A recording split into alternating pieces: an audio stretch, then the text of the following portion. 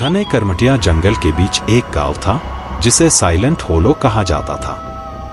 यह गांव कभी खुशहाल था, लेकिन अब यह पूरी तरह से वीरान और श्रापित माना जाता था। लोग कहते थे कि जो भी वहां जाता वापस नहीं आता। 3 दोस्त अंजलि, राघव और समीर रहस्यमय कहानियों में दिलचस्पी रखते थे और साइलेंट होलो की सच्चाई जानने के लिए वहां जाने का फैसला करते हैं। एक बूढ़े आदमी ने उन्हें चेतावनी दी थी कि गांव श्रापित है, पर वे नहीं माने। वे एक शाम को टॉर्च और कैमरा लेकर जंगल की ओर चल पड़े। जैसे जैसे वे जंगल के अंदर गए, अजीब सी खामोशी और भारीपन महसूस होने लगा। करीब 1 घंटे की यात्रा के बाद वे साइलेंट होलो पहुंचे। गांव का हर घर टूटा फूटा और खंडहर जैसा लग रहा था।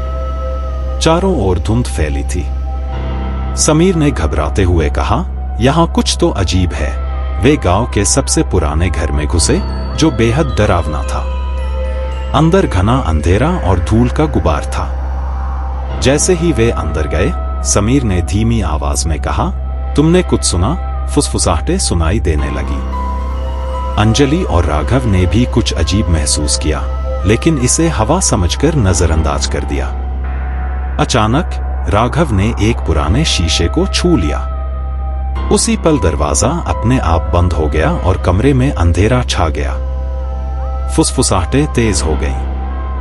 शीशे में एक डरावनी आकृति दिखाई दी, जिसकी आंखें लाल जल रही थी। समीर चिल्लाया, "हमें यहां से निकलना होगा," लेकिन दरवाजा नहीं खुल रहा था। आकृति ने राघव का गला पकड़ लिया और उसकी हालत बिगड़ने लगी।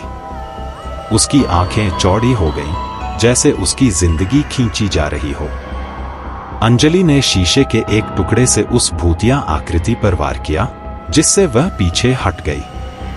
अचानक दरवाजा खुल गया और अंजलि और समीर ने मौका पाकर बाहर भागने की कोशिश की।